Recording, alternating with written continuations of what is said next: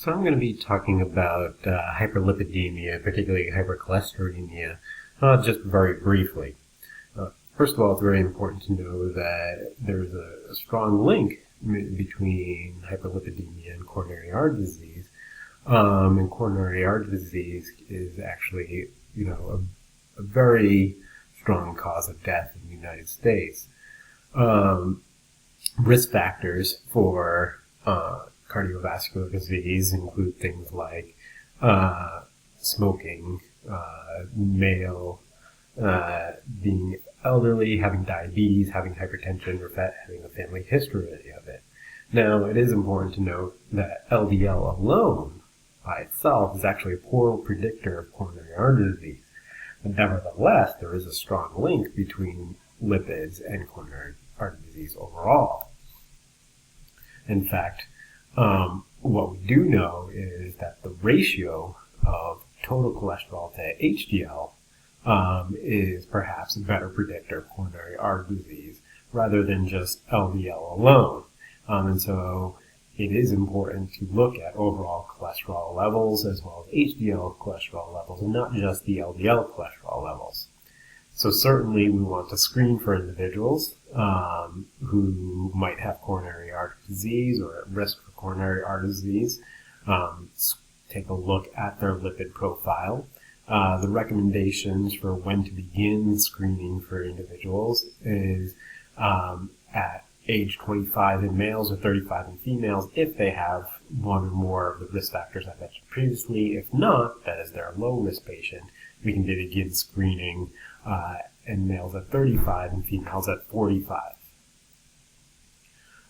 The recommendations also say that once we begin screening, we continue doing so every 5 years in patients who have lipid measurements that don't require any treatment, or we look every 3 years in patients who have lipid levels that are close to requiring treatment, that might or might not require treatment, or again every 3 years in patients who have an increased risk for coronary artery disease.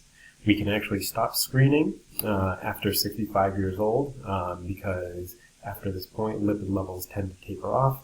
Of course, there is some argument or thoughts about whether or not we should continue to do this or not, and so it does vary from provider to provider, but the overall general consensus and agreement is that we can actually stop measuring lipids after 65 years old. Again, this does vary from provider to provider.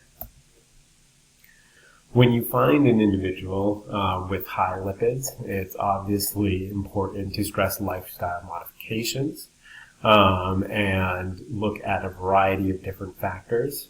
So certainly look at their calcium intake, their magnesium, their alcohol consumption, cardiovascular fitness. Exercise, we know, is a strong predictor of increasing your HDL. You also want to look at their diet pattern, so how much saturated fat, particularly trans fat, or dietary cholesterol, and as well as salt and potassium they're getting in their diet. You want to focus on changing their diet, particularly to a DASH diet, Mediterranean diet, basically a diet that focuses very strongly on vegetables and fruits. That has very, very little meat. In fact, no meat would be highly recommended. In terms of drug therapies, the new 2013 guidelines primarily focus on statins for hyperlipidemia or hypercholesterolemia. And there are basically 4 groups that the new guidelines suggest would benefit from statin use. These are individuals who have coronary vascular disease, or individuals with an LDL above 190, individuals with diabetes who have an LDL between 70 and 190, or individuals without any clinical coronary vascular disease or diabetes with an LDL between 70 and 190, who also have an estimated 10-year death ACSVD risk of 7.5% or higher. Now the recommendations essentially say that for these types of groups you can use high-intensity statins or moderate-intensity statins. And I've talked about statins in detail elsewhere, but I'll just briefly mention again, the high-intensity statins are your atorvastatin or rosuvastatin, and these show a large reduction in LDL by about 50%. Statins overall work through the HMG-CoA reductase inhibitor, which is your rate-limiting step in cholesterol synthesis, and important side effects of these statins to monitor are hepatotoxicity, rhabdomyolysis. So certainly ask about muscle cramping, certainly look at your LFTs. In terms of moderate intensity statins, there's a list here, atorvastatin, rosuvastatin, simvastatin, pravastatin, lovastatin, fluvastatin, that might also benefit some of your patients. But again, certainly take a look at your patient, look at the guidelines, are they meeting those criteria, and then decide appropriately which statin would be best for that.